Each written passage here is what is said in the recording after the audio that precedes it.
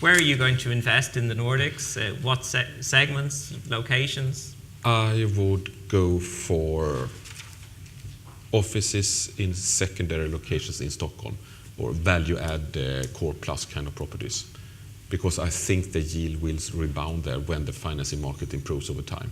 And I think we will see more Swedish and international investors competing in that segment 2 years from now than we do today. So that is, I think, the safest bet to make money. What sort of ticket sizes will we be talking there? Yeah, I could buy... You have 500 million. So. Yeah, I would invest quite a lot there.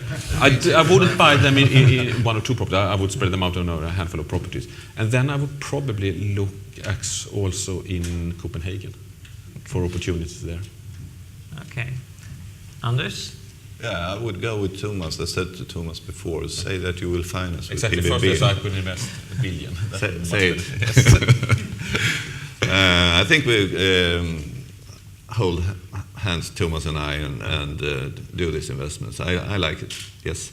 Okay, Carl. Yeah, and I will start to speak to the banks and find out where the best leverage is, and then fix it to my own investment scale. And then going similar as Thomas, but also focusing on logistics in industrial properties in the secondary market in Sweden. That we can see it's low vacancy rates, it's pretty low rental levels, and they will increase. And residential.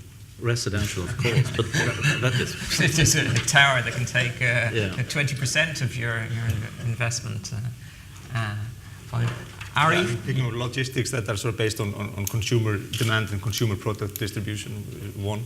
The economies are very driven by local domestic demand. But I would sort of probably speak for residential. I mean, assets with bed, assets with pockets of upside potentials. If you invest wisely in sort of reducing energy consumption, etc., the Swedish residential market is tightly regulated, but could potentially be deregulated in the coming years.